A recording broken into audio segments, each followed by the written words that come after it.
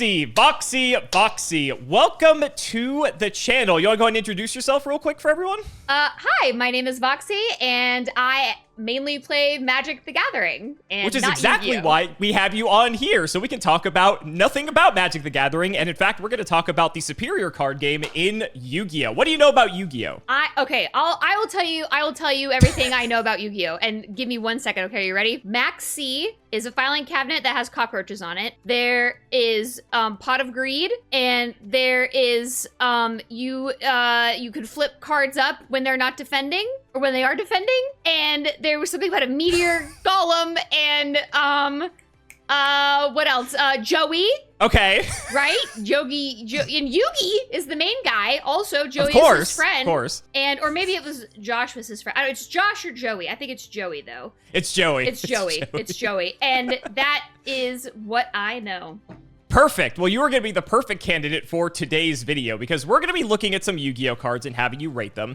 But we're going to be giving you the best chance possible here. We're going to be walking you through just some of the basics of the game, showing you some of the basic card types, how to play. Since you are the queen of sealed and limited play over in the Magic the Gathering space, we're actually going to be showing you cards from one of Yu-Gi-Oh's sealed sets, one of the only sealed sets, because Yu-Gi-Oh was a game that was never really designed to be played sealed or draft. That's one of its biggest weaknesses, a lot of people feel.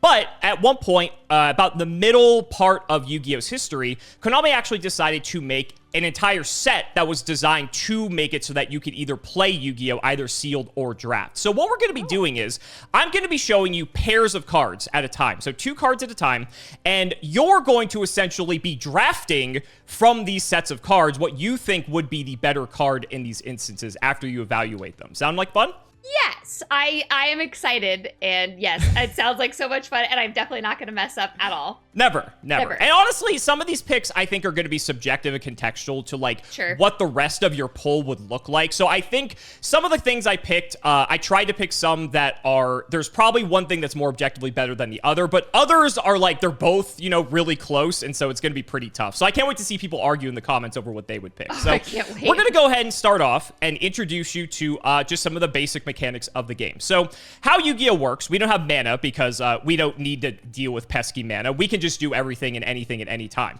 So how the one biggest limitation that Yu-Gi-Oh has is we have what's called a normal summon. So once per turn, you're allowed to either normal summon a monster face up on the field in face up attack position, that's the vertical orientation, or you can set the monster face down in face down defense position, that's the horizontal orientation.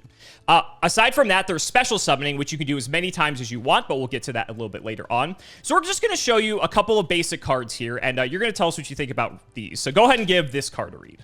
We have Ape Fighter. It costs 4 Dragon Balls. Its attack is 1900. Its defense is 1200. It is a beast effect. If this card destroys an opponent's monster by battle, this card gains 300 attack. If this card does not attack during your turn, the attack gain from this effect returns to 0 during the end phase of that turn. So when I said you get your normal summon once per turn, the Dragon Balls, as you called them, are a monster's level. So you're allowed to normal summon for free any monster that is level 4 or lower. So that's where the Dragon Balls matter in this case.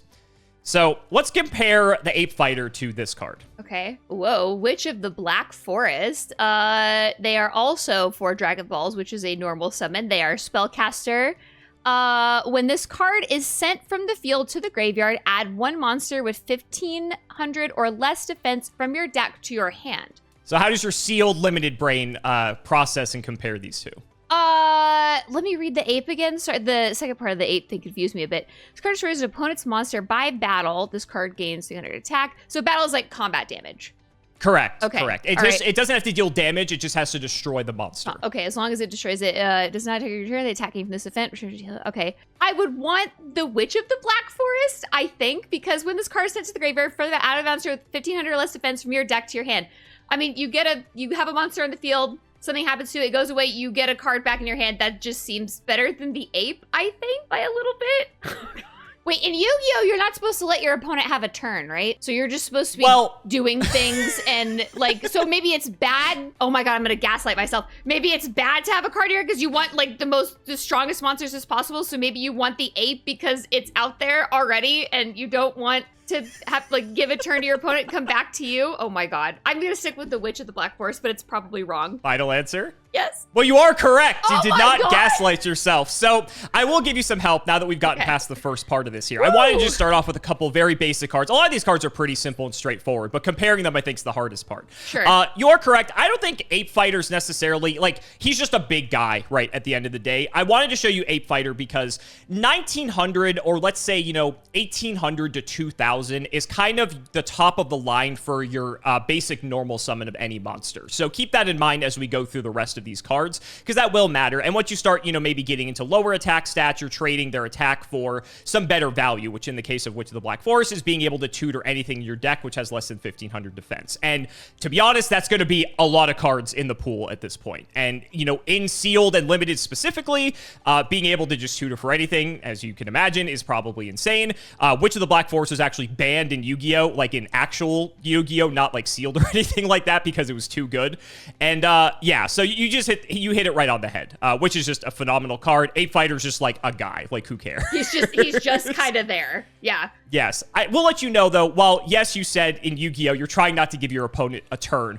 While that does apply to actual modern advanced Yu-Gi-Oh, in terms of sealed limited Yu-Gi-Oh, it's a lot more back and forth. The game goes on several turns. There's not a lot of things that you're really doing to lock your opponent out of the game. So, having sometimes a big guy isn't the end of the world. It's okay. But, which is just by far and away the better card here. Okay, see, you're already starting off strong. I can't wait to disappoint. I'm so excited. I've set the bar very high. It's all downhill from here. It's all downhill from here. Just go ahead and tune out. Yeah. So next up, we're going to show you spell cards. So how spell cards work is they're similar to sorceries in Magic, but obviously you don't have to pay any costs because it's Yu-Gi-Oh! You get to play any number of spell cards during your turn as you wish, and that's it. That's spell cards at the end of the day. So we're going to start by showing you this spell card. Graceful Charity, draw 3 cards, then discard 2 cards. Simple enough. Simple enough. And you have to pick between that or this card. Oh my, wait. Raigeki? Destroy all monsters your opponent controls. So, I get to graveyard stuff in Yu-Gi-Oh! You fuck with your graveyard a lot, right? Mm-hmm. Okay, that much I know. Though, I don't know if that makes that better than a straight up fucking board wipe. Like, destroy all monsters your opponent controls. Every ounce of my being is like, take the fucking board wipe, because why would you not want that? But you put cards in your graveyard. How would this work in Magic? Which would you be picking? If you were drafting Magic, which would you be picking here? I would be taking the board wipe. Interesting. Okay. Why is that over the card draw, out of curiosity? I know you get to draw like 3 cards, discard. I love card draw and everything, but like board wipe is just infinitely better. I feel like in like limited Magic, because it's a lot harder to rebuild from that, and then you could usually like just kill your opponent. You seem torn though. You seem torn. Because now there's stuff in their graveyard and like they can get it out, but like they have to. You could Raigeki their Witch of the Black Forest. I don't know. That might not be very good. I know. I'm gonna stick with the board wipe. I have angina currently. Yes. Final answer. Final answer. I think this is one that could go either way. I think this is one where it's very contextual to what the rest of your deck looks like. I want to say, and yeah, I can't wait to see the comments argue about this. I think Graceful Charity is probably better here. The reason being for that is there is a lot of removal in Yu-Gi-Oh! Raigeki is probably the best removal card in Yu-Gi-Oh! Hands down. For record, for context, both of these cards were banned throughout Yu-Gi-Oh!'s history. Graceful Charity is still banned in Yu-Gi-Oh! Oh, really? Yeah. Yes. So in Yu-Gi-Oh!, card draw is at a premium. In Magic, from my understanding, from some of the videos I've done with some of your other colleagues, you guys have card draw like it's nothing. But in Yu-Gi-Oh!, card draw is very few and far between, and especially not only do you get to go 3 deeper into your deck, but then you get to set up your graveyard by just pitching the worst 2 cards out of your hand. There is just way too much setup that a card like Graceful Charity would enable. And while, yes, the other removal in the format might be worse than Raigeki, there is still removal in the format. So I actually think if you gave this option between for context for players now, I think most of them would probably pick Graceful Charity and would be way happier to go 3 deeper into the deck and forego a board wipe, which might be, you know, kind of crazy to you. Yeah, I guess, I mean, yeah, because Magic is, we have, like, you know, lots of card draw. But board wipes are usually, like, you know, our rares or our mythics. So it's hard to find. Like, there is, like, spot removal, obviously, like, you know, here and there. But, like, board wipes are just usually king for Magic. So that's very interesting. I think it's crazy because in Yu-Gi-Oh, since everything's, like, free, in quotes, I think because just getting access to 3 extra cards and just picking the best...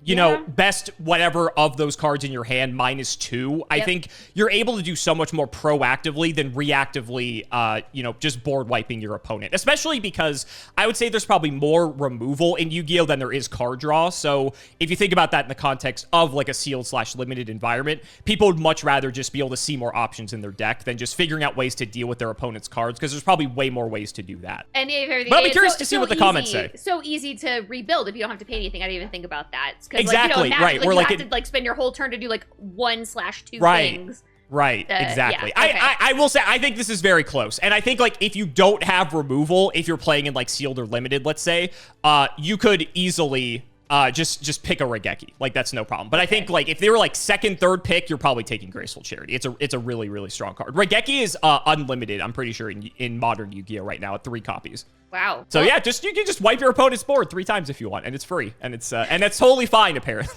it's totally a normal thing. I'm sure the sealed and limited Yu-Gi-Oh players will let me know what is correct here. I'm curious. It's funny you say sealed and limited Yu-Gi-Oh players because they basically don't exist. Are there like 6 of them, and like one of them is me? Pretty much, yeah. Honestly, the fact that you're doing this video, you're basically in the group at that point. There's just that few of us. I'm top 6. Let's go in the world. All right, next up, trap cards. Okay. So trap cards function similar to, let's say, Instants in Magic the Gathering, where they can be used on your opponent's turn. How they work is that you have to set them face down for a turn before you're able to flip them up. But after that first turn that you set them down, at any point, as long as the activation condition is met and or you have the response window to flip them up to activate them, you're able to use them at any time. So it's, you know, ways to interact with your opponent on their turn. So here's your first one. Windstorm of Edequa? Ataqua. I say Ataqua. I don't know what's right. Change the battle positions of all face-up monsters your opponent controls. So that means, like, make all the attack monsters defense monsters? Correct, yes. Okay. So if your opponent has monsters in attack position, they would then shift to defense position, and vice versa, depending on what they have on the field. And here is your second card. Magic Cylinder. When an opponent's monster declares an attack, target the attacking monster and negate the attack, and if you do, inflict damage to your opponent equal to its attack. What do you think about these? I think that these are interesting little arts. When an opponent's monster declares an attack, target the attacking monster, negate the attack, and if you do, inflict damage to your opponent. I guess the if you do is like if they countered this. I guess like if it succeeds, that's why they say if you do. Correct, because there could be some instances where if some other card is interacted with before the Magic Cylinder were to resolve, if you start getting into like stack stuff, then the Magic Cylinder wouldn't inflict the damage. This is going to be a stupid question. So like you have a face down monster and a face up monster. If I go to attack you, I have no idea what that face down monster is, and you flip it up to block me. That's how attacking works in Yu-Gi-Oh! And blocking. So in Yu-Gi-Oh, the attacker has agency over what they're attacking. So you said if I have a face-up monster and a face-down monster, you get to choose which of my monsters that you want to attack. When you do declare an attack, let's say you decide to attack into my set face-down monster, I would then, let's say if I have this Magic Cylinder, I would activate this Magic Cylinder before you get to see what that set face-down monster is, just the way the mechanics of battle work. Okay. I don't know if that helps answer your question. That I think and I can't just attack you. Like I have to attack your monsters. I can't like hit you. I want to like attack your face. Correct. Okay. Unless the monster says it can attack directly, you have to get through all of my monsters first before you can attack me directly. Okay, got it. These Yu-Gi-Oh monsters have taunt, which is like everything has taunt. Everything has taunt. Default. Okay. Yes. Isn't that like a 50-50? Like they could have really good, or maybe you can't get through. Like what is underneath is even worse. Or like Magic Cylinder, like like you can, and it deals damage to your opponent equal to its attack. Wait, how much health do you have? You have 8,000 life points. Right. Oh, I forgot. They tack on an extra couple zeros for some reason. And they do. It's a Japanese thing. Okay, got it. It makes it just seem like it's a lot bigger than it actually is. So whenever an opponent declares an attack, target the attacking monster and negate the attack. If you do, inflict damage to your opponent equal to its attack. So it's probably like 1 or 2. It's like 100, like 1,200 or 1,200. Yeah, you can. I mean, you can look up at the first monsters I showed you. Like Ape Fighter, it would deal 1,900 damage back, which would be 11. That's like a little bit to your life tool, but like it just negates one attack though and pings you for what I see. But like, and to me, I'm like, maybe that's good, but like, oh my god, this is so difficult. I am freaking out. Change the path of all face-up monsters your opponent controls. What if it's something worse? But they probably have their best face-up monster they want to hit you with, and then their little doo-doo ones face out. I'm gonna pick the 50-50 card. I feel like that's wrong, but that's I don't know. It just seems one attack, but wait a minute, isn't that good?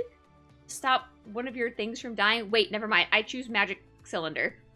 So what's the thinking on Magic Cylinder? I feel like if you stop one of your monsters from dying and ping them for probably like, 1,200 or something, is pretty good. You get to keep your little guy for a turn. Though their monster's still on the board, like, is it normal to have like a bunch of face-up monsters, like maybe one face-down monster, I guess, for limited? Like, how many? It depends. I mean, it's not uncommon to have like 2 or 3 guys on the field. And so when they're face down, they can no longer flip them to attack position to attack you with them.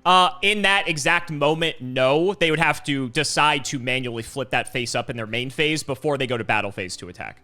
Why is this the most difficult thing I've ever... Why is this one the hardest one for me? I wasn't expecting this one to trip you up so much. I don't know what it... Okay, all right. You know what?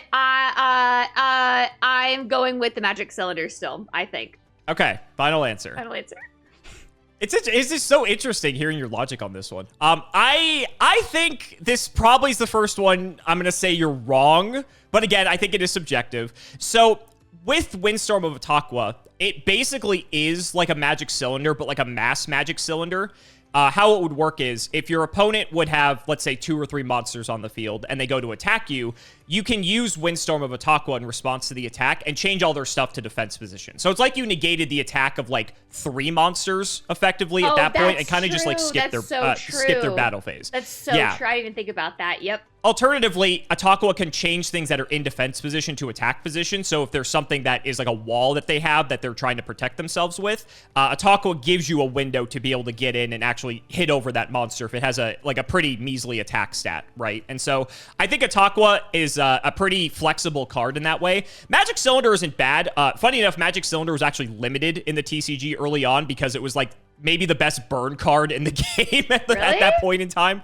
And so Magic Cylinder, like, you'll probably get some people with it where you're like, they'll think, oh yeah, I'm just going to attack, and then you Magic Cylinder them, and then they lose because they attacked. Like, oh great, that's fun.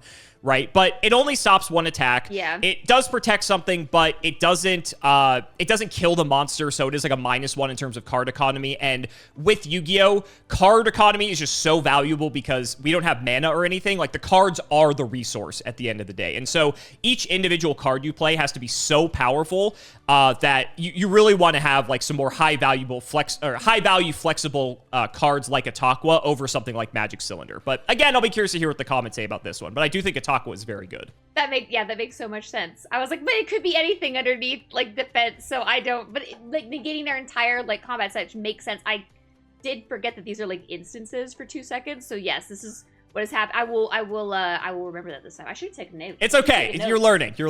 People will forgive you. Speaking of set monsters, you say that, but sometimes they don't. Yeah. Speaking of set monsters, though, okay. Let's talk about cards with flip effects. So I mentioned how you get to either normal summon a monster or normal set a monster once per turn. And some of these cards have specific effects that trigger when they're flipped face up. We call these flip effects. And so I'm going to show you a couple of these, and you're going to tell us what you think about these. Raikou Lightsworn Hunter. That's a wide stance. Flip. You can target 1 card on the field, destroy that target. Send the top 3 cards of your deck to the graveyard. Oh, isn't that like crazy good? You'll have to tell us. Let's go ahead and show you the comparison here. Okay. Penguin Soldier. Flip, you can target up to 2 monsters on the field. return those targets to the hand. Oh, okay. So how flip effects work quickly is that either during your turn on your main phase, if this was set the turn prior, you can choose to manually flip it up to activate the flip effect, or if your opponent attacks into it, it will flip up during battle, and that's when it would activate. Oh, okay. So it's flipping up during your main phase, or the turn after you play it, or if the opponent targets it. Correct. Okay. With an attack. Targets it with an attack. Targets it with an attack. But they don't know what it is. Like, do you just guess in a Yu-Gi-Oh what face down card you want to hit? Yep, that's one of the things that people like about Yu-Gi-Oh is that there's the hidden information aspect of it. Because I think like the face down monster thing is pretty unique to Yu-Gi-Oh mechanically. At least it's kind of baked into the game from the onset. Sure. So yeah, that's something that even nowadays, you know, the mysterious hidden information, people love it. I think this is a little bit of an easier one for me, and that's gonna crack me up if I'm fucking wrong. I think Raico's a little bit better. You kill, like, it's you just can target one card in the field, destroy it, and then send the top 3 cards of your deck to your graveyard. I think that you want cards in your graveyard in Yu-Gi-Oh, and you get to destroy a card. What the other one is, like, the bounce is still really good. Like, it's really good magic, too. But, like, they just put it back to their hand, and they get to play them again next turn. One of them is, like, destroyed. So, I mean, his attack and defense is a lot worse, actually, now that I'm looking at that part. But I think that that's better to just totally, like, get rid of the target, as opposed to, like, putting them back in their hand, because you can play things for free in Yu-Gi-Oh! So they can just play them again next turn. So I feel like Raico's better, because you kill a thing. Final answer? Yes. Don't say it like that. Yes. No, you got it right on the nose. Raico's way better here. So I wanted to show you this because from my understanding in, you know, mana-based games, like bouncing, especially because you have to pay the mana again to like replay the cards, bouncing is something that is, you know, a lot better, I think, in those types of games than Yu-Gi-Oh! Not that, you know, especially in a sealed/limited environment, bouncing isn't terrible, and Yu-Gi-Oh! Has some other like niche, really good applications, but we're not going to get into those in this video. But generally, yeah, by far and away, Raico, just if you can actually destroy the card, it's way better. It also doesn't have to just be a monster, right? If your opponent has like a face-down trap card or something, you can pop that with Raico. And like you said, milling cards to the graveyard, you don't care most of the time. Most of the time, it's a good thing for you because then you can have some other just synergy in the graveyard. Raico's an all-star in the most popular retro format for Yu-Gi-Oh! Called Edison format. Raico's, I wouldn't say it's a 3 of in every deck, but a lot of decks play Raico because it's sort of like the heart and soul of a lot of decks in that format. Just a phenomenal card. Penguin Soldier's okay. It's not like the best card ever, but it's fine. It's like situationally, maybe it's okay. Again, if you had to pay in Yu-Gi-Oh! At all, that would be a lot harder of a choice for me, but I think because everything is free. That's the biggest thing. All right, so moving on now, we're going to show you some more powerful monsters. So how we get our bigger cards on the field, or our higher costed cards on the field, we have what's called tribute summoning. So how tribute summoning works is that if you already have monsters on the field, you can send those monsters to the graveyard to play these much bigger monsters. These monsters have more Dragon Balls on them. In this case, I'm going to be showing you 5 and 6 Dragon Ball monsters. And these just require you to sacrifice a monster on the field in order to play it. So let's see what you think about this guy. Oh, Jesus. Okay. Caius? The Shadow Monarch, 2,411 or 1,000 defense. When this card is tribute summoned, target one card on the field. Banish that target. If you do, inflict 1,000 damage to your opponent if it was a dark monster. Is that like a type of does it say on there like it's a dark monster or something? Yeah, so if you look in the top right corner, that is its attribute. Kind of think of it like its color in Magic. So there's 6 different attributes in Yu-Gi-Oh! And so dark is one of them. Gotcha. Okay, so that's your first tribute monster, and here is the one you're going to compare it to. Arachnite Parshath. 1900 attack, 1400 defense. If this card attacks a defense position monster, inflict piercing battle damage to your opponent. When this That's like trample. Oh, okay.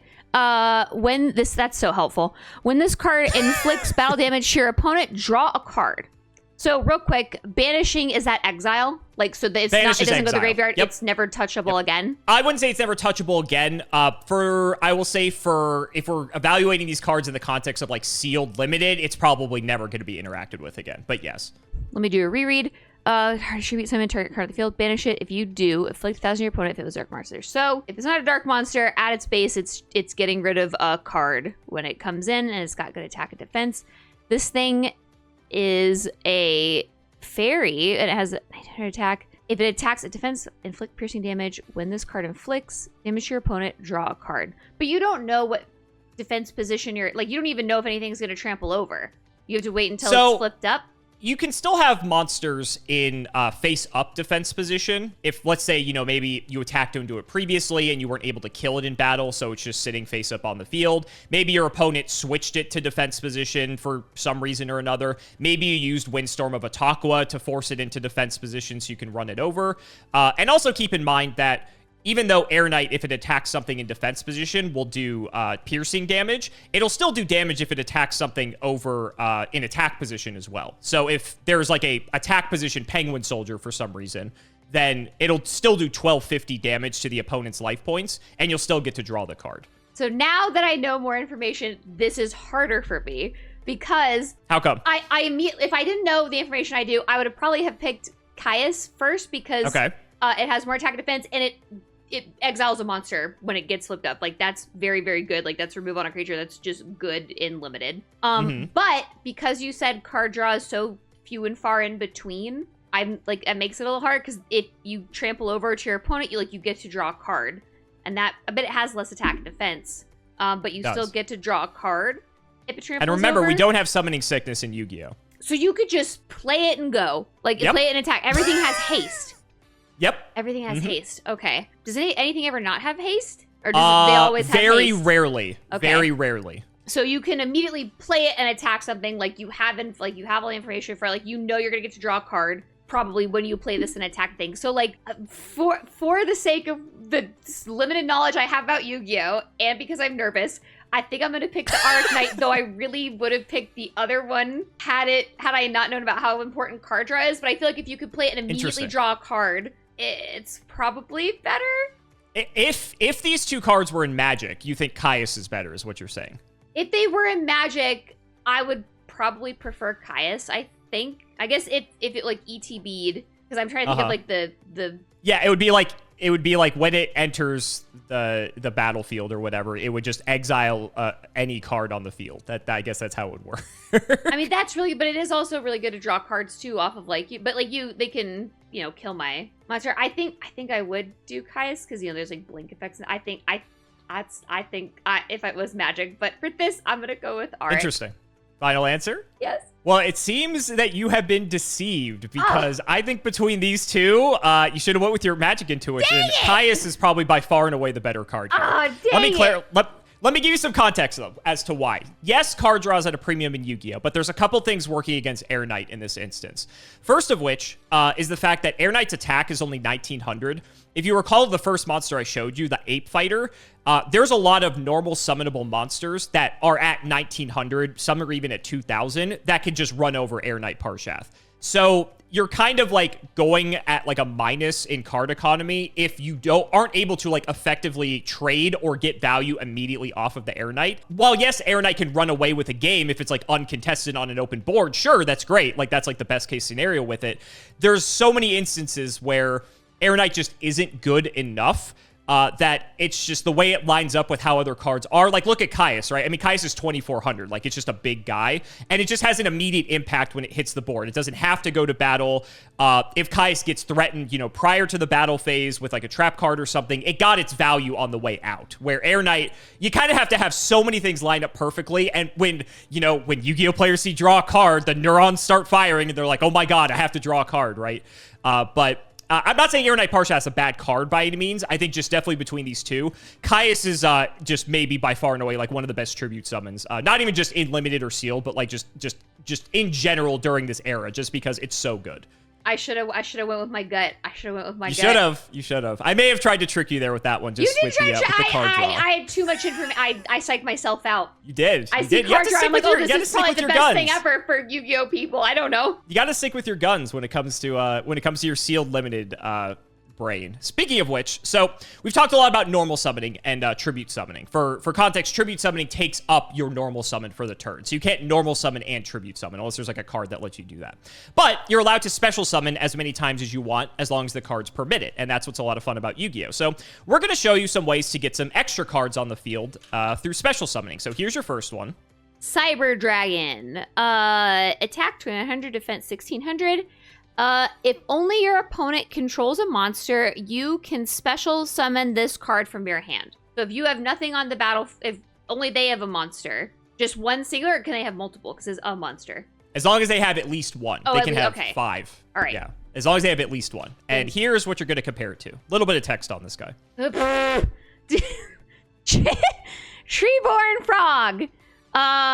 He has died and gone to heaven or something. I don't know what's up with him. During your standby phase, if this card is in your graveyard and you do not control a face-up Treeborn Frog, you can special summon this card. You must control no spell or trap cards to activate to resolve this effect. So the standby phase is sort of like our upkeep, if you will. So okay. Except ours comes after the draw phase. So basically, if this card's in your graveyard, during your turn, you would draw for turn. The standby phase comes around. If you have no spells or traps active or face down, you would have the option then to resurrect the Treeborn Frog at the beginning of your turn before you start taking any of your main phase actions. I'm psyching myself out again. Well, what are you thinking? What are you thinking? So here's my thought process. I'm looking at Cyber Dragon. If only your opponent controls a monster, you can special summon this card from your hand. Like that, it has to be in your hand. You have to have no monsters. That thing comes out. Does it just cut, like, no matter what the step or phase is? Like, if they kill all of your monsters, can this thing just come out? Like, even if it's their attack phase, like, can you just play this? The Cyber Dragon? Yeah. You'd still have to be in your main phase or main phase 2 in order to summon this. So it can't just, like, immediately come out to the field. It's not a quick effect or anything. Well, you don't have to pay anyway, so what's the point of that? I'm if you don't have to pay any mana, like, it's just gonna come out anyways. So what's so great about it? Is that you asking, or are you asking rhetorically? I'm asking, like, why, like, I mean, I guess would that give me too much of a hint? Okay, I can go to the next. No, I don't think so. So that's my thought process. If things just come out anyways, what's the point? So remember, this is special summoning, right? So all these cards I've showed you up until now, you're only able to play one of these cards per turn. Okay. But this gives you an extra play, essentially. So this is like, instead of using extra mana to play extra creature, this is how we play our extra creatures, right? So let's say, hypothetically, I go first, I set a monster face down, and I pass the turn to you. During your turn, now because I control a monster, you can special summon Cyber Dragon, and you still have that normal summon that you haven't used yet. So it's like you get to play 2 things as a result of that. So maybe that helps give you some better context there. And then the little guy, if this card is in your graveyard and you do not control a face-up Treeborn Frog, you can special summon this card. So this is one that keeps coming back. I guess you would use him as like fodder for your sacrifice thing that you have over and over again. The Cyber Dragon is a lot stronger though. I know he's weaker, but he keeps coming back if you don't have a frog. Like the other one is like you have to have no other monster, and that kind of blows. Like you don't want to be without monster in Yu-Gi-Oh. Like I mean, and then I guess there's graveyard, so if it does go away, you can get it back somehow. I don't know why. I think the Treeborn Frog is better. Because he's a consistent little guy, fodder for things, I guess. I don't know. He's like really weak though. So it's a weird, I'm really scared as to why you're showing these two to be, I guess because they're both special stuff. I don't know. I'm going to go with the Treeborn Frog. Final answer? Yes.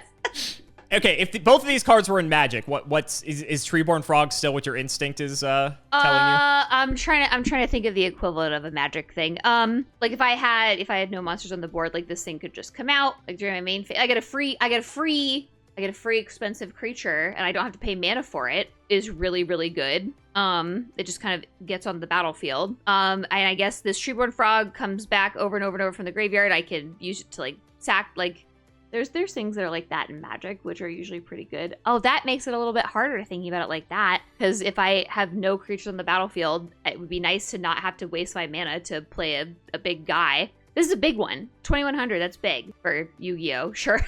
And the other one just like kind of like a weak little guy that like just keeps... Oh, fuck! Now you made me think about it! Okay, now I think about it in Magic terms. Like, but the other one... Okay, no. I'm staying with the frog.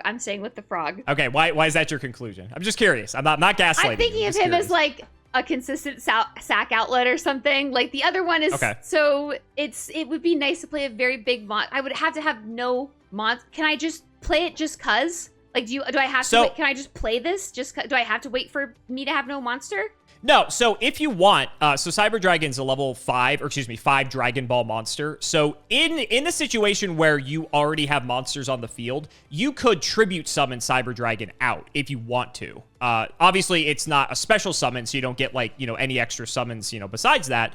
But you could play it, like, so let's give you a hypothetical. If you have Treeborn Frog on the field, you could sacrifice the Treeborn Frog for Cyber Dragon if you absolutely wanted to. So it's not dead, stuck in your hand if you have monsters on the field. There is still that option. I can still sack something to play this thing. Correct, if you want to. Okay, yes. oh God, but the frog is your consistent thing to tribute to, and that's why. Oh, that's why he's dead. That's why he's dying. I was like, you put it together. Again. Oh, that's horrible. Okay. Well, R.I.P. You know what? No, I'm sticking with my original thought. That does make a lot of sense, though. I'm gonna go with the forever dead frog. All right, forever dead frog. Final answer. Locked in.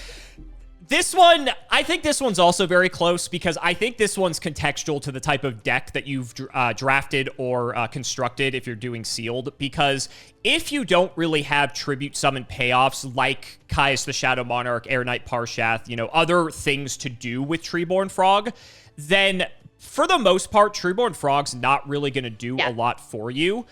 So I want to say for this one, Cyber Dragon's probably better, but it really depends. If you have the right deck, I think Treeborn Frog is probably way better, but most of the time, I'm going to say Cyber Dragon's probably better. The reason for that is multi-purpose. I kind of gave you a hint with going second because allowing you to just bring out a 2100 attack monster when you're going second is one of the ways to sort of combat, you know, if your opponent goes first. You know, we need to have some way to sort of balance that, right? And so because I sort of set the baseline earlier telling you that, oh, like, 4-star monsters that are normal summonable have like 1800 to 2000 attack that don't really have like a great effect. Cyber Dragon can hit over all of those. I mean, Cyber Dragon can even hit over Air Knight Parshath. That's like another reason why, you know, Parshath, it's something working against that, right? So for the most part, just giving you the ability to special summon a somewhat large thing to sort of threaten whatever your opponent has, while also still giving you the agency to have an extra normal summon or maybe other special summons. You could hypothetically even special summon Cyber Dragon, then immediately tribute it off for like a Caius the Shadow Monarch, for instance, right? That's a really powerful play potentially. Because otherwise your opponent would have to wait a full turn to come around to normal summon or set a monster. Turn comes around, tribute that off for Caius, right? So it just gives a lot of speed to the deck, and just a very versatile card for that reason. Treeborn Frog, there isn't really like a ton of sack outlets or anything like that, maybe compared to something like Magic, but just having like a guy maybe you could potentially defend yourself with every turn if you're on like the back foot isn't the worst, but if you don't really have the tribute summons to supplement it, I think Treeborn Frog's probably, in a vacuum, probably the worst of the two, even though it does keep coming back potentially. But it is vulnerable to getting hit by like an Air Knight Parshath in defense mode, and then you're just going to get eaten alive. Yeah, that makes sense. Okay. Yeah, that one was a bit of a tough one, though, I will say. I think that one was kind of hard to evaluate. They're so different. Like, just look like, there has to be some sort of something here that I'm not seeing. Let's move on. We've only got a few left here. Okay. Next, we're going to go back to some spell cards. So we're going to show you equipped spell cards. These are the equivalent of enchantment auras in Magic. And so these work in a few different ways. So let's show you this card to start. Pay 800 life points, then target one monster in your graveyard. Special summon that target in face-up attack position and equip it with this card. When this card is destroyed, destroy the equipped monster. So you can tell this is an equipped spell because it has a little cross-shaped symbol next to where it says spell card at the top right. Yeah. And then we have this card. Snatch Steal. Equip only to a monster your opponent controls. Take control of the equipped monster during each of your opponent's standby phases. They gain 1,000 life points. What are you thinking? That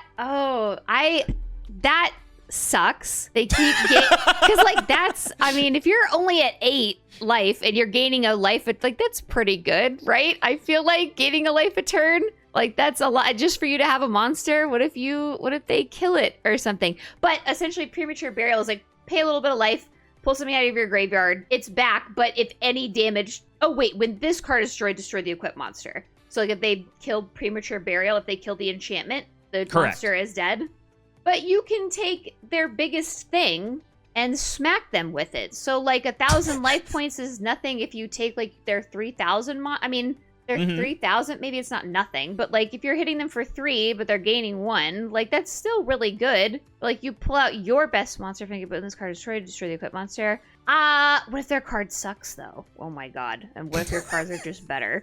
And then it's like but they get, oh god, I say steal their thing. I like the snatch steal. And I was gonna say, if there's 0 cost, take your opponent's best monster in Magic, and there's 0 cost, well, maybe not 0 cost, but let's say 0 cost, pay like 3 life, bring something back out of your graveyard. What's better in Magic? I'm gonna take their biggest thing and just like, you know, try to beat down like over the life gain that they get, I guess, right? Like steal something from them and just smack them with it. It's also demoralizing, so you win the moral victory. I don't know.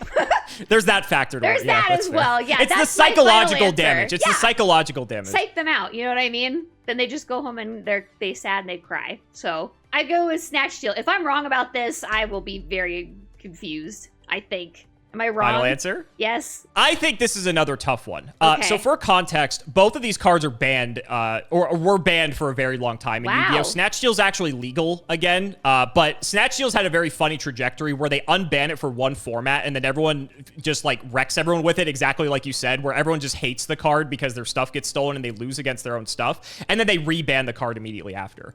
But Snatch Steal's actually legal again. It's been legal, I think, for a couple formats now at the time of recording this, and it's actually, like, okay. Premature Burial's still banned, though, in Yu-Gi-Oh!, which is kind of funny. So is that one, primarily, it's primarily because you can bounce Premature Burial back to your hand with some card effects and, like, recycle it. So it's kind of a card that people have a lot of degenerate loops, and it enables a lot of just bullshit, so they've just had it banned for a while. I don't know if that's, like, still an argument for it nowadays, but it's a very, very strong card, nonetheless. So I think this one's, like, really hard to evaluate because it's really... I'd say Premature Burial's better because you sort of have more agency over how good Premature Burial's going to be, where while Snatch Steal, yes, you can take their best thing and, like, smack them with it and kill them and win the game, and if they have no way to remove Snatch Steal, that they're just probably going to lose because of it. I think because you have more agency over what you're resurrecting with Premature Burial, because it's, like, your own cards versus your opponent's cards, you could make the argument that it's better for that exact reason. I don't think you'd be mad to have either of these in a sealed or limited draft. Both of these cards are insane. Yeah.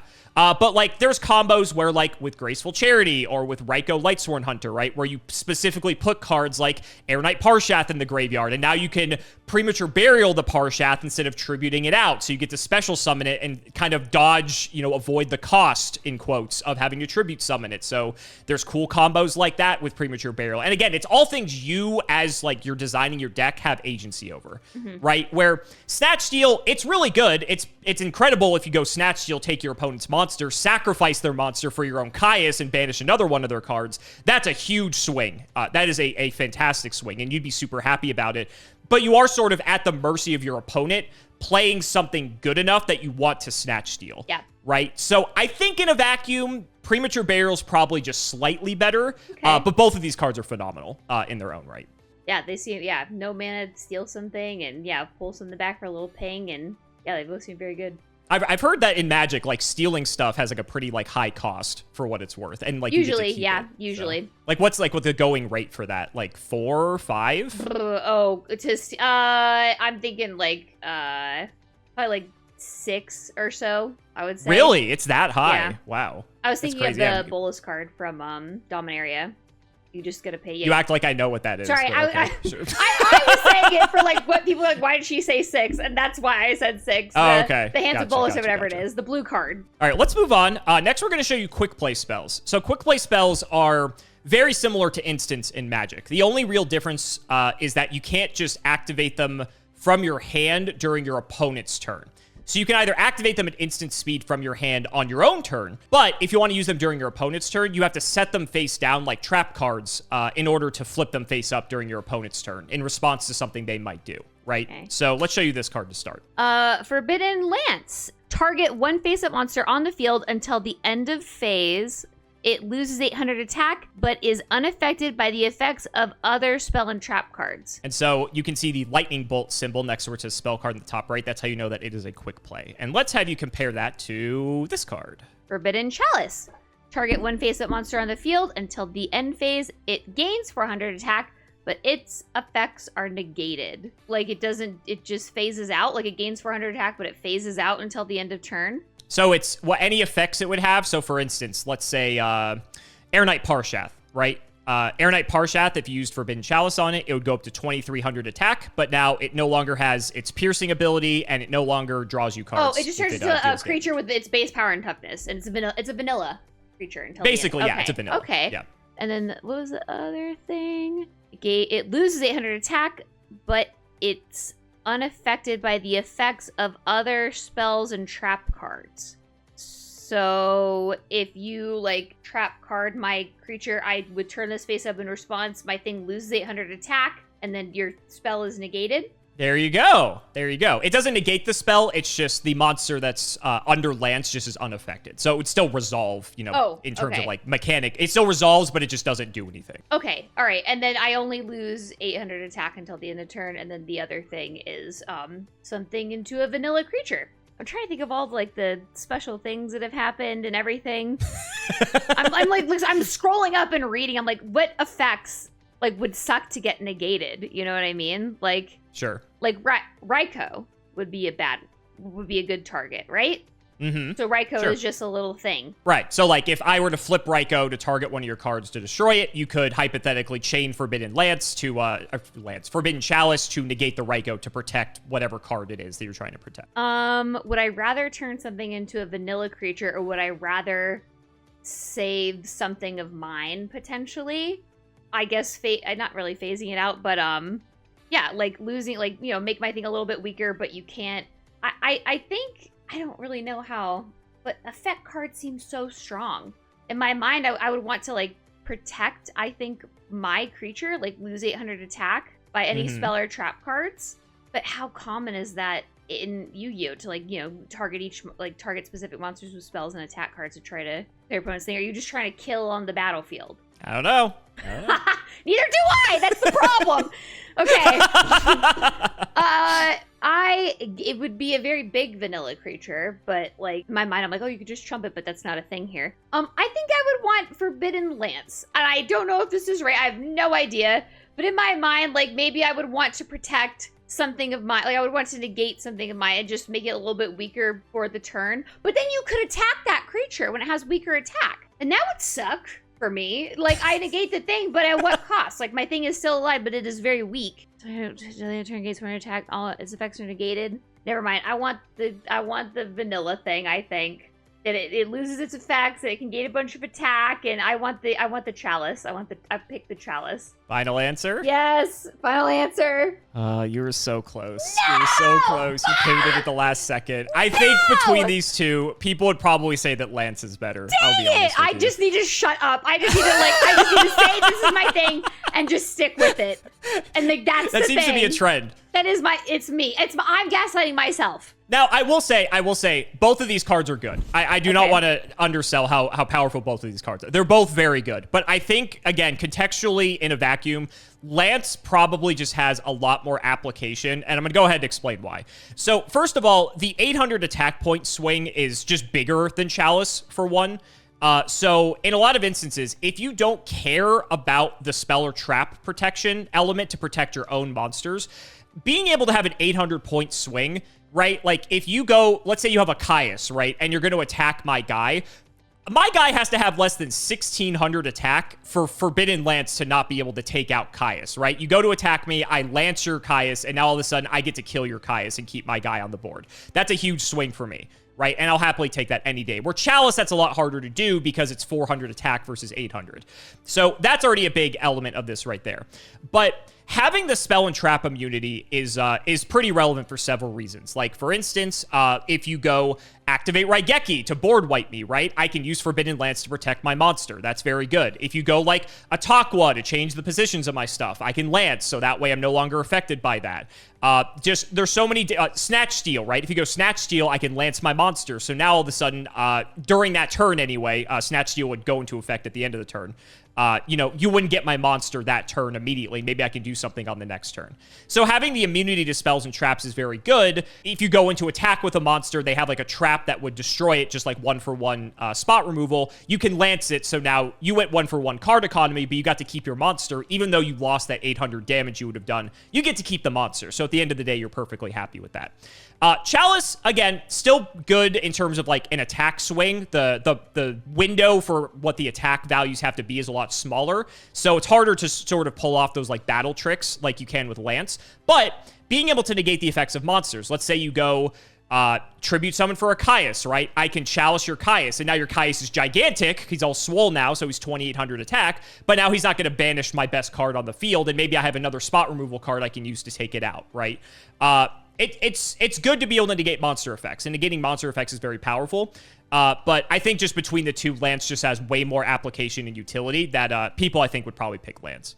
Yeah, that makes sense. That makes sense. All right, only 2 pairs left. Okay. 2 pairs left. Next, we're going to show you a continuous trap. So this is the best way, I guess, to describe this is like a enchantment that has flash. So like trap cards, you have to set it face down for a turn. But then at any point, whether you meet the condition or you have the window, you can flip it up, and then it just stays active until something interacts with it to remove the card from the field. And usually it'll say on the card. So here's your first one. Fiendish Chain. Target one face-up effect monster on the field. That target's effects are negated. Also, that target cannot attack. When that target is destroyed, destroy this card. And so you can tell it's a continuous trap. It has the infinity symbol next to where it says trap card. And here's the second one. Metal Reflect Slime. Special summon this card in defense position as an effect monster. It's an aqua type, level 10 attack, and 3,000 defense. Oh no, it's attack. Sorry, it's a level 10 with an attack of 0 with 3,000 defense. This card is also still a trap card. This card cannot attack. That's a lot of defense to have to go through.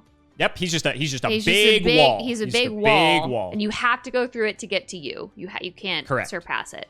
Okay, and then target one face-up effect monster. Effect monster, you said is like things that they say they do something, or not a vanilla. Which is basically every card. As long as it has text. Yeah. Okay, so it will target a monster. Its effects are negated. Also, the target cannot attack. When that target is destroyed, destroy this card. We do have vanilla monsters, but, I mean, for the most part, they're fewer and further between. Would I rather have a really big wall that you have to go through, or would I rather, like, you know, chain down your strongest monster? It loses its effects, and it loses the ability to... Can you, like, when the target is destroyed, destroy this card? Can you, like, blink this card at all? Like, can you, like, they go to kill their own monster or something, can you blink this Fiendish Chain and, like, target another monster? No. Okay. I don't think we really have that sort of mechanic in Yu-Gi-Oh! There are ways to, like, set it, like... I don't even want to say that, because I was saying that there are ways to, like, set it face down again, but that there's, like, very few cards that actually do that, so... yeah, like for the most part, it's just going to be one monster. That's fair. Whenever somebody like asks me something in Magic, like, does this work this way? I'm like, normally yes, but you know, there's probably some card out there that you know says exactly. no, but it's so niche it doesn't matter. Let's go with no. Yeah, okay, let's go with no. That's what I do too. I'm like, you know, for the sake of it, no. I think I would want to turn off the effects and stop the attack of one of your monsters, as opposed to just having a big wall. I think. That's my final answer. Okay. I picked the chain. Well, this time you went with your gut and you were rewarded because you are correct. So, again, both of these cards are good in their own right. Not that Metal Reflect Slime is a particularly bad card. It's just very limited in what it can do. Yes, you know, there are going to be instances where you summon a 3,000 defense guy and your opponent just, you might be able to buy a couple turns because maybe your opponent doesn't have removal or their guys are too small or whatever, right? Mm-hmm. Like, sure, that's going to happen, but that's pretty limited. Yeah, you could tribute Metal Reflect Slime for like a Caius or something. That's not terrible. Like, sure, in a limited environment where you don't have the ability to special summon like as much as you could if you were playing modern Yu-Gi-Oh, that's fine. Like, there's application for this card. But I think just generally Fiendish Chain is probably better.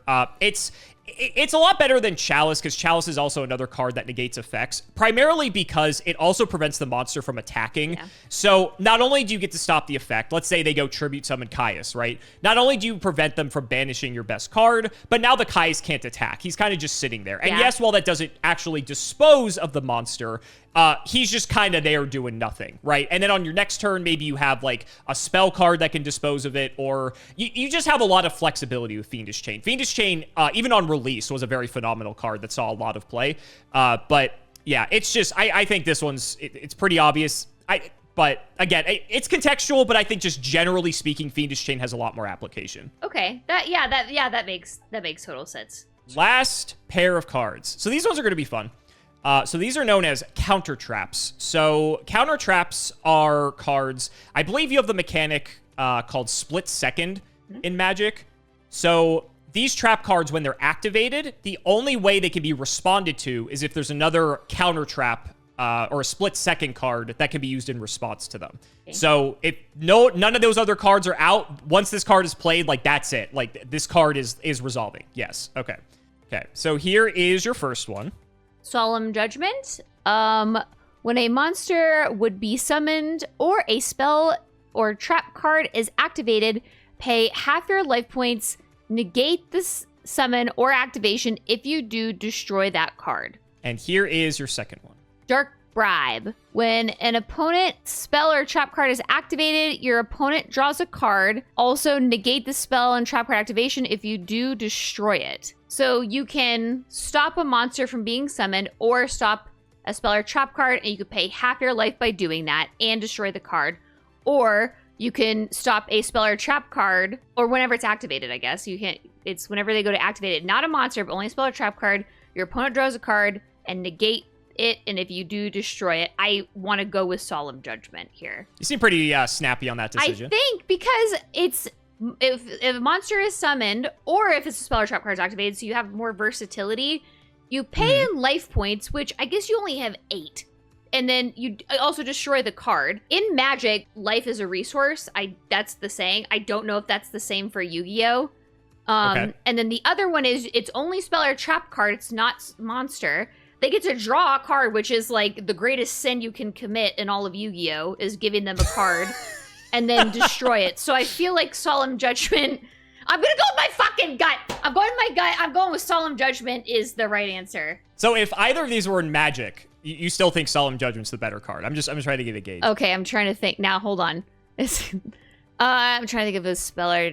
Like, if I negate the thing, give them a card, I would counter their spell, give them a card. That would suck. Or I could destroy their monster, lose half my life, round it up, which is a lot, or negate that. I don't know if it would be better in Magic, actually, but I still want to go with Solemn Judgment for Yu-Gi-Oh!, I think. Okay. All right. I'm just curious, like, the Magic equivalent here, because I'd be curious if there was, like, a zero-cost, like, counter spell in Magic that required you to pay half your life, like, how good that would be. Oh, there is a zero-cost counter spell in Magic. It requires mana to pay it, and it's the bane of my fucking existence. I hate it. Pack negation can go rot in the dirt somewhere. Yeah, I don't, like, free, whatever, give them a card, or, like, you know, pay my life. I'm thinking of, like, fucking creature, like, some like a board wipe or something. Like, I would happily pay half my life to negate a board wipe. I would happily pay like, if I have 10 life left and they play, like, a big-ass creature, I don't know. I don't know. I still think maybe Solemn Judgment, I think. I'm just going to say with my gut. Final answer. I'm saying with my gut. For the final pair. Oh, and God. You would be correct. Oh, thank God. Solemn Judgment is an incredible card. Okay. It was actually banned for quite some time in actual Yu-Gi-Oh! You showed me a lot of banned cards. It's at 3 now. Yeah, a lot of banned cards. That's what's fun about the draft set, if you will, is that they can have all these banned cards that don't see play anymore were able to be incorporated into it, so people could still play with them, essentially. But yeah, Solemn Judgment, just basically everything you said is right on the nose. It's just being able to, especially because it can stop summons of monsters as well, which is crazy. I'm not sure how it would work in Magic, but for instance, if Caius the Shadow Monarch were to be tribute summoned, but you have Solemn Judgment to negate the summon of that, Caius doesn't even trigger its effect whatsoever. So but they that's still like would have just had another... to sack the little guy to play it. So like they lose out on too much. Yeah, so like if the sacrifice was part of the cost, that happens in Magic too. You still have to sacrifice the thing. yeah, I wasn't sure if the effect might still resolve even though you're countering the summon or something like that. I'm not sure how any of that works. But yeah, so being able to stop like a Caius from coming down or stopping a Raigeki from hitting the field, right? Like you said, like protecting yourself from a board wipe or just stopping your opponent's best thing. Half your life's definitely a drawback, don't get me wrong, especially in an environment where life points are so important, like sealed or limited, for instance. But if you're stopping their best thing and it's going to help you win the game, or if it's later in the game and you're already down to like, 4, 3, 2,000 life points, what's paying 1,000 life points to stop their best card? And you figured it out. Dark Bribe. Funny enough, Dark Bribe does sometimes see play just because if an opponent is playing a deck where they really need to protect a lot of their board from board wipes or certain cards, people will commit the ultimate sin in Yu-Gi-Oh! And let their opponent draw a card just to protect them from that board wipe or whatever that card might be. Because at the end of the day, it doesn't really cost you anything. You're just giving your opponent a card. But it's still something that people are not particularly fond of doing. But it costs you your pride of giving your opponent a card. Exactly, exactly. Yeah. And then they're just going to draw the card to beat you anyway, yeah, right? And that's the exact card they needed to top deck. So yeah. That is it. How do you feel about Yu-Gi-Oh! Now that you saw the limited sealed side of things? These cards seem a lot less wordy than some of the other ones I've been so I like that. So yeah, I don't know, like this it was a lot less intimidating, I think, and you did a really good job explaining too. Sure. So I think it was again, the big thing is like there's like little words on these, which is nice and a nice break. Yeah, I obviously picked some cards that were pretty simple to understand, all things considered. But yeah, like older Yu-Gi-Oh! And especially with like sealed and limited Yu-Gi-Oh! They do try to pick pretty simple generic cards for what it's worth and some of the favorites throughout Yu-Gi-Oh!'s history. And so I thought, especially because we're having you on, I thought this would be cool to explore the Battle Pack series. That's what they called them. For draft and limited Yu-Gi-Oh! For the very short stint that Konami supported it, and they no longer do because it just doesn't work. Well, I hope those 5 other people, including myself, that play limited Yu-Gi-Oh! Will let me know how I did. I hope I did somewhat okay. I should have listened to my gut on a couple of I'm really curious to see the comments fighting over like some of the pairs that I picked and like what they think are better or worse for draft. Oh, it'll be interesting considering none of those players play limited in the slightest. So. Oh, I get that. Thanks for coming on, in Magic too. I get that in Magic too. They're like, that card's insane. Like, that card's insane in Standard. Like, this card is not insane here. I promise you. But thanks so much for coming on, Boxy. Hope you had a lot of fun, and I'll have all your info down in the description so people can check you out if they want to watch some limited Magic action. Thanks for having me. It was a blast. I appreciate it.